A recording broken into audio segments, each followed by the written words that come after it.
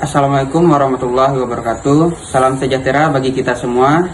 Puji syukur atas kehadirat Allah Subhanahu wa taala yang telah melimpahkan rahmat, nikmat dan karunia kepada kita semua sehingga kita dapat berkumpul di tempat yang kita cintai ini.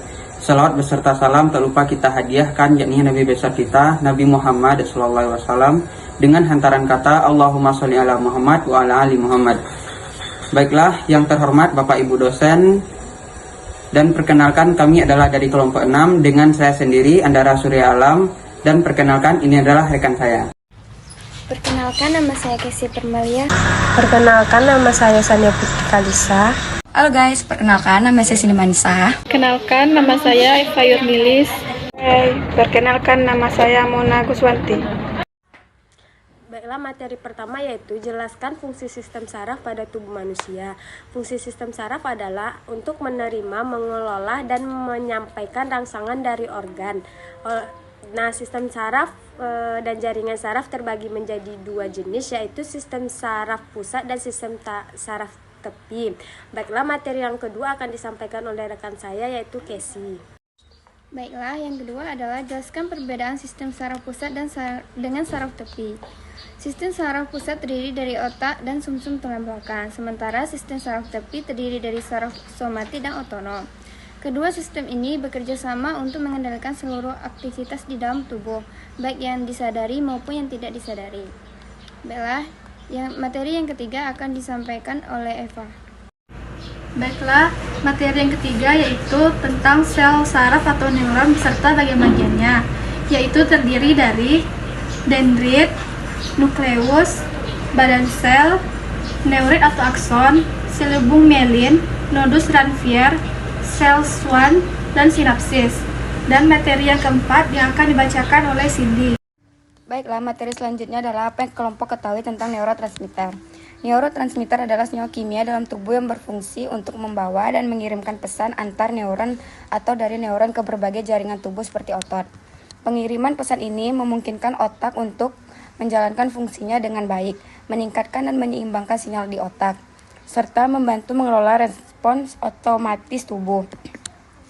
Neurotransmitter itu sendiri pertama kali ditemukan oleh seorang ilmuwan Austria bernama Otto Loewi pada 1921. Ia menemukan proses pelepasan zat kimia pada tubuh kata yang kini disebut dengan asetilkolin. Baiklah, saya akan melanjutkan materi yang nomor 5, yaitu buatlah gambar anatomi dari otak beserta penjelasannya. Seperti inilah gambar anatomi otaknya. Baiklah, masuk saja ke penjelasannya, yaitu cembrung beserta fungsinya. Cembrung atau otak besar merupakan bagian terbesar dari otak. Bagian ini terbagi menjadi dua, otak kanan dan otak kiri. Setiap bagiannya dari otak besar terbagi menjadi beberapa bagian lagi yang disebut lobus. Setiap lobus memiliki fungsinya masing-masing. 1. Lobus frontal.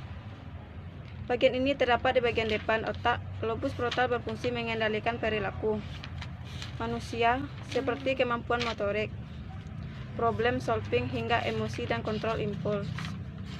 2. Lobus parietal. Terletak di bagian belakang lobus frontal. Fungsi ini adalah mencerna informasi dari bagian otak orang lain. Yang keempat, lobus occipital. Lobus ini terletak di bagian belakang otak. Fungsi bagian ini adalah mengendalikan penglihatan.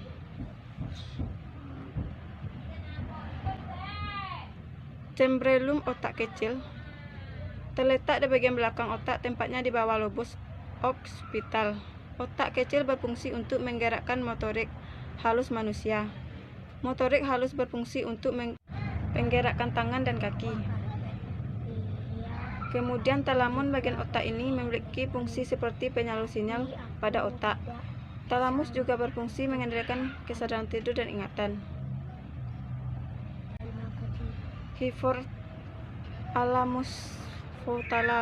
merupakan bagian otak yang berfungsi untuk mengendalikan keseimbangan pada tubuh. Bagian ini menjaga suhu tubuh, nafsu makan, memproduksi hormon, dan melepaskannya.